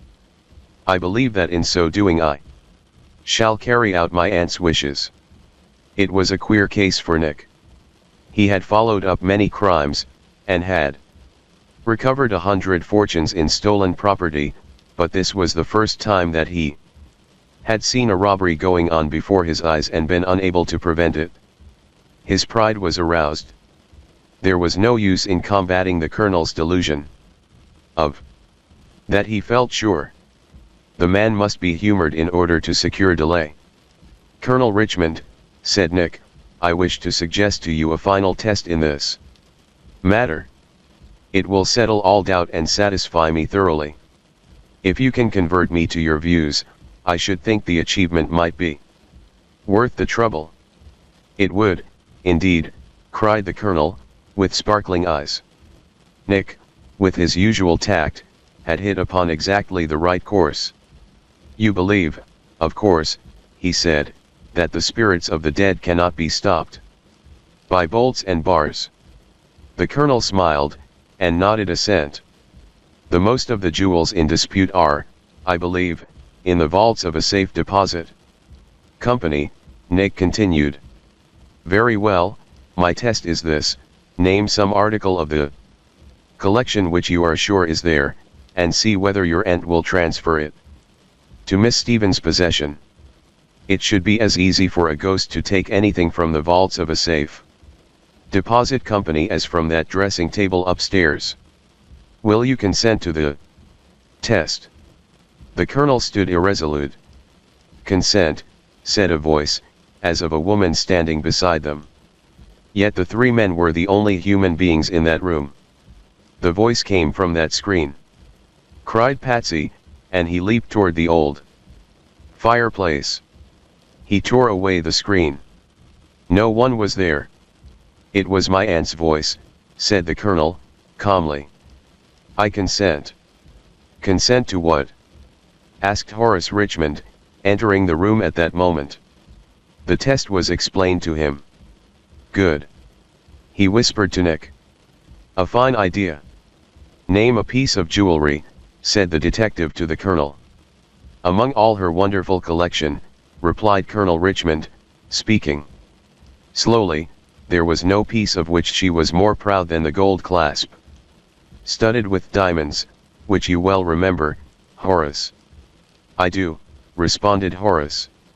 "There is an old tradition about it. A remote ancestor of ours is said to have brought it from the Holy Land at the time of the Third Crusade." "An ancient family," said Nick. "You have a right to be proud of your ancestry. I accept the article named as the one upon which the test shall be made, provided that you are sure that it is now in the vault." "Perfectly certain," responded the colonel. "I put it there with my own hands. Nobody else was present, except an officer of the company and my daughter. It is utterly impossible that the jewel can have been removed." "I will take that for granted," said Nick. "The conditions of the test are that this piece shall not be found in the vault when we visit it this afternoon, and that it shall be afterward discovered in the possession of Millie Stevens. Granted, said the colonel, and then in a clear voice, as if he wanted to be sure that there was no misunderstanding in Spirit Land, he announced the conditions of the test. Chapter 9. The Diamond Clasp. They then left the room. Nick dispatched Patsy secretly to the Stevens house. Shortly before noon, Colonel Richmond, Horace, and Nick took a train for the city. At 2 o'clock they entered the vault of the Safe Deposit Company. It is a long room below the level of the street. The walls are lined with metal drawers, fastened by locks of the most approved pattern. The drawers near the floor are the largest.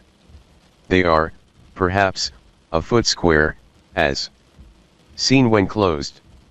Near the top of the room they are much smaller. A movable metal step-ladder stands ready for the convenience of those who wish to reach the boxes on the upper tiers. The space in the middle of the room is railed off, and there sits a guard day and night.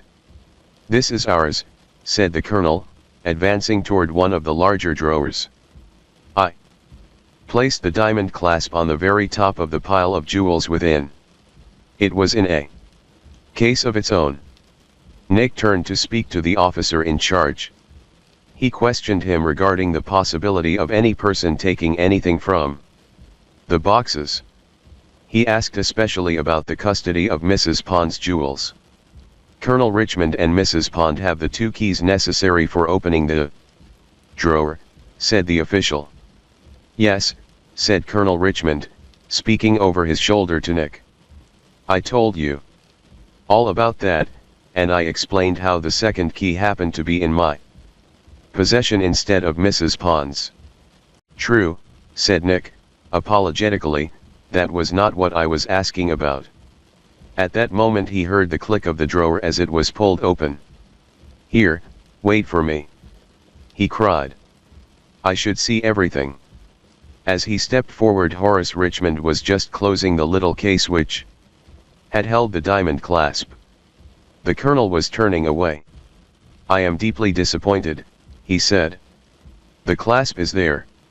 As the colonel walked away with bowed head, Nick turned to Horace. The young man's face was a study. He looked as if he had seen a graveyard full of ghosts. Nick Carter, he whispered, this is dreadful. What? Hush. I had to fool him. I positively had to, or he would have gone crazy. He poured the words into Nick's ear in an excited whisper. I made him think the clasp was in the box, but it isn't. I substituted another piece. The clasp is gone. What shall we do? He showed Nick the box. It contained nothing. Horace had removed the piece which he had used in the deception. Good heavens! Cried Horace. He heard me. He pointed to the colonel, who stood like one who has been struck upon the head. Gone! He cried, rushing toward them. You deceived me. Well, they searched the drawer, and the clasp certainly was not there. Horace explained how he had deceived the colonel by quickly putting another piece of jewelry into the little case when he found it empty. I am clever at sleight of hand, said he, or I could never have worked it. I just flashed it before your eyes, uncle, and made you think that you saw the clasp. Forgive me, I thought it was the best. I will forgive you, Horace, said Colonel Richmond, gently, but now you must believe. And you, too, Mr. Carter. Here is proof positive. They locked the drawer and left the vault. In the antechamber, Nick turned to Horace. I suppose you'll want to knock my head off when I tell you what I now propose to do, said the detective. But I think it ought to be done. What is it? Asked Horace. I think you ought to be searched. Exactly my own idea, said Horace. It is only fair to you. Proceed. Nick searched him. The diamond clasp was not found. Horace certainly did not have it. I hope you're satisfied, he said to Nick. You know perfectly well that I have had no opportunity to dispose of it. There wasn't much chance in that vault. Nick laughed. I should say not, he replied. I'm afraid we shall have to fall back upon the theory of the Colonel. No theory, cried he, but the living truth, and now proven before you both. But let me ask, Mr. Carter, why you suspected my nephew of taking the clasp? I didn't, replied Nick promptly. I searched him in order to remove every possibility. Surely he would have no motive for such an action. None that I can see, said Nick, with perfect sincerity. They proceeded at once to Mrs. Stevens' house. It was about 7 o'clock when they arrived. They drove up from the station, and on the way picked up Patsy. During the remainder of the drive, he was busy communicating with Nick in their sign language. Miss Stevens is in her room, said Patsy. She has had a doctor with her almost all the time. He refuses to say anything. I believe, upon my soul, that I shot her last night. Annie O'Neill, the servant, answered the bell. She ushered them into the parlor, and said that Mrs. Stevens was in the room of her daughter who was quite ill. Annie went upstairs to summon her mistress. A minute later the party below heard a scream. Then Mrs. Stevens appeared. She was very pale. In her hand she held a small object wrapped in paper. I have just found this upon my daughter's pillow, she said. I have not removed the paper, but I know instinctively what is within. It is another jewel. I am equally sure of it, cried the Colonel. Open the package, Mrs. Stevens. My hand trembles so, the lady began. Don't open it now, said Nick, wait a moment. I have a suggestion to make. And, at any rate, we all know what is within. Colonel Richmond. I suppose it is useless to plead with you further. Quite useless, said the Colonel. Millie shall have all the jewels. I am determined to buy them of my daughter, and make the transfer at once. Well, I am beaten, said the detective. The case has gone against me. But I will still try to help you. I wish to call your attention to the legal aspects of this case. They may surprise you, but, before going further, I think you should know them. You will not accept my authority, if I state the facts as they are. Mrs. Stevens, is it not true that you have one of the judges of the Supreme Court as your neighbor? Yes, Judge Lorimer is our next neighbor on the south. Will you kindly send your servant to his house, or perhaps? He glanced at Horace. All right, I'll go, said Horace. I know the judge. But I don't see what you are driving at, Mr. Carter. I want to persuade Colonel Richmond to get the law in the case before he goes further. He should consult an authority about this transfer before he makes any more promises which may or may not be legally good. I think it a good idea, said Colonel Richmond. Horace, go over to the judge's house. During the interval while he was gone very little was done. Mrs. Stevens sat holding the package, and apparently deeply moved. She several times declared to Colonel Richmond that she did not wish her daughter to get the jewels in such a way, and that she was still convinced that human beings had planned and executed the whole strange series of robberies and surprises. If it should prove, said Nick, that this is a conspiracy, do you wish any arrests? He turned toward the Colonel as he spoke. If it does, said the Colonel, with a smile, you can arrest me. It won't. But I am serious. So am I. Of course, if there had been a crime I would not shield the guilty parties, whoever they might be. At that moment Horace returned with Judge Lorimer, whom he had met walking just beyond Mrs. Stevens' grounds. I have tried to explain the case to him, said Horace, but he says he doesn't understand how any legal complications can arise. We will try to make that clear presently, said Nick. Mrs. Stevens, open that package. No, wait a moment. You are agitated. You should have a glass of water. Permit me to ring. He put his hand upon the bell cord. As he did so, Mrs. Stevens opened the package. The article within rolled out upon her lap. It was not the diamond clasp, but an ordinary pocket knife of large size.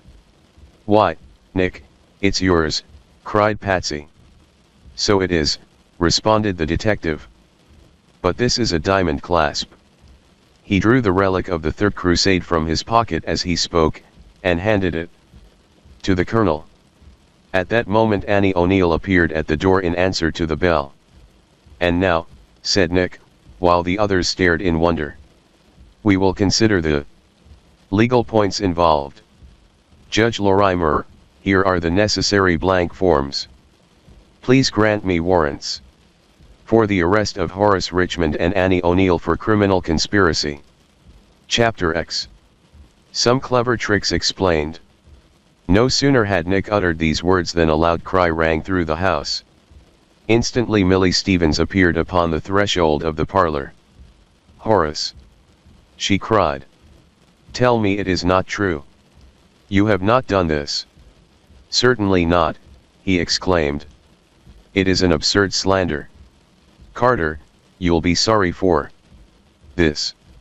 The girl looked straight into Horace's face for an instant. Then she uttered a moan. He is guilty, she cried, I can read it in his eyes. And I loved him so. She sank upon the floor at her mother's feet. Oh, mother, she said, this is a just punishment for me. You told me I must give him up. You read his heart. But I secretly accepted his love. I received letters in which he begged me to keep our love a secret, and in which I should have read a confession of guilt. And all the time he loved me only because he thought that I should have a fortune in gold and diamonds. You have stated the case exactly, said Nick. When he thought you would inherit all those jewels, he made love to you. Heaven knows that your own attractions should have been enough, but they were not for him. When the jewels went elsewhere, he was probably on the point of giving you up. I judge that from certain letters of yours in that telegraph cipher which I found in his room. Then he wormed his plan for making you rich. He managed the robberies at the house with the aid of John Gilder and one or two of that spiritualistic gang, whom he smuggled into the house. He did everything to increase his uncle's delusion. It was he who put Colonel Richmond again in the hands of that medium. I supposed that that affair was all over, said Mrs. Stevens, both the Colonel and I had disapproved of it. Annie O'Neill, said Nick, turning to the servant, a full confession from you is what we now require. It may save you from prison. We know that you managed the affair from this end. It was you who put the jewels where they were found, after they had been given you by Horace. It was you catch her. This last exclamation was addressed to Patsy. The girl was wavering as if she would fall. Before Patsy could reach her, she sank sobbing to the floor. She proceeded to pour out an incoherent confession, in which little was clear but the name of Horace Richmond, and the fact that the girl loved him still.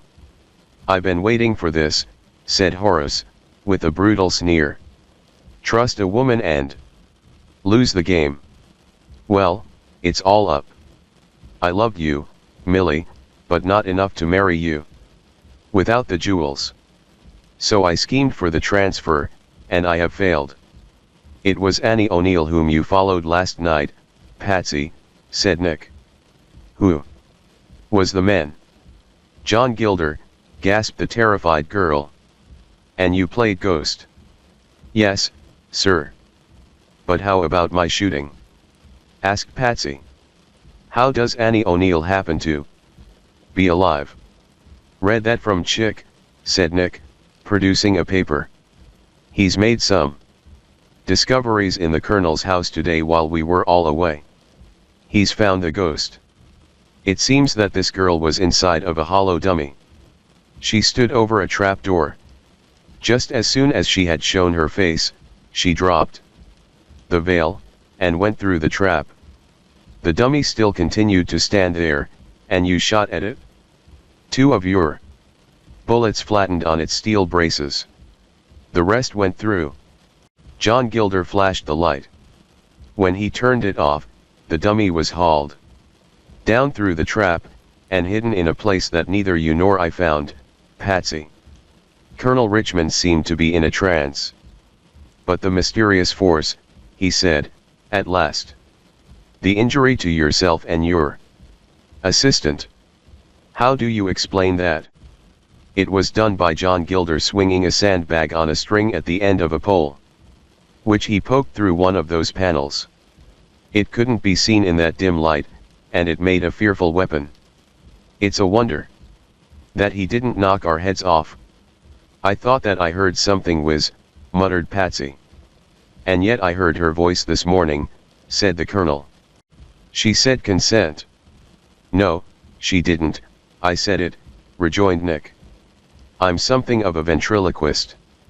How was the affair managed at the safe deposit vault? Asked the Colonel, after a pause. Why, Horace took the clasp out of the box and put it into your pocket. You really saw it, only he made you think afterward that you didn't. After I had searched him, he picked your pocket and got the clasp. Then he wrapped it in paper. I picked his pocket to make matters even, and substituted my knife similarly wrapped up. When we got to this house, he gave the knife to Annie O'Neill, who put it on Miss Stevens' pillow when she went upstairs to call Mrs. Stevens. You have not explained the robberies at my house, said Colonel Richmond. I'll do that over there. Is the rest of it clear? Has anybody a question to ask? Nobody spoke. Annie O'Neill, said Nick, I'll leave here in Patsy's charge. Horace Richmond. Come with us. Horace looked ugly for a moment, and then he calmed down and sullenly complied with Nick's order. Judge Lorimer begged to be of the party in order to see the explanation of the mysterious robberies of which he had heard. 2 hours later they all stood in Mrs. Pond's room. The essential part of this matter, said Nick, was this door which appeared to open and close of itself. I saw that at a glance, and made a secret investigation. It is done by electricity. There's a magnet in the casing which is powerful enough to swing the door to, after which the same magnet pushes this little bolt which looks like an ordinary screw into position, and that holds the door, but not very steadily. You may say that this should have given me the criminal at once, but it didn't. You see, this electromagnet works whenever a current is turned into the wires. Horace was clever enough to have the wires lead all over the house. A connection with the electric light wires, furnishing the current, can be made in almost every room in the house. Of course, I suspected Horace at once, because his room was directly overhead. In fact, the two are connected, as you see, by a ventilator in the form of a pipe, with a grated opening in each room. The grating here, you see, is open. But, bless me, exclaimed Judge Lorimer, no thief could come through such a place. Why, it isn't 6 inches square. Step in here a minute and see, said Nick, and then he called out. All ready, chick. The whole party had by this time gone into Mrs. Pond's sitting room. Nick said hush, and pointed to the ventilator. Most of the party could see it through the door. Instantly there appeared a mass of green feathers, and then Horace Richmond's parrot fluttered noiselessly down into the room. For a minute or two it ran around the floor. Then it flew up onto the dressing table, seized a small gold bar pin in its beak, and flew back into the ventilator pipe. A nice trick, said the detective. I believe it took you some time to teach the bird that. About a year, growled Horace. The bird was well trained before. Is it all clear? Said Nick. Perfectly, said the Colonel. But how did you get at it? Simply enough. There was only one way into this room when those robberies were committed, and the parrot was the only living thing in the house that was small enough to go through that pipe and intelligent enough to do the trick. You see, Horace trained the bird to pick up bright objects, and especially articles of the color of gold, and to go up and down that pipe. Then he schemed to have your daughter come here. The rest was easy. He waited till she was in the farther room, and then closed the door between by the electrical device. Immediately he sent down the parrot. The bird was so well trained that he required only a minute or two to secure something. Of course, it was not always something of value. There were probably a dozen failures where the bird brought back nothing or some useless object that glittered. I suspected the bird, and so put Chick on that lay. As you see, he has got the creature to work very well. Now, Colonel, what more can I do for you? What shall be done with the prisoners? Nothing, I will not prosecute. I guess we can hush it up, if you say so, responded Nick. By the way, there's one thing that I want to explain. I mean the strange appearance of that diamond pin in the box on the occasion of Mrs. Stevens' first visit. It was not the real pin, but a duplicate which had been prepared in advance. Horace had put up that game as a finishing touch for his uncle.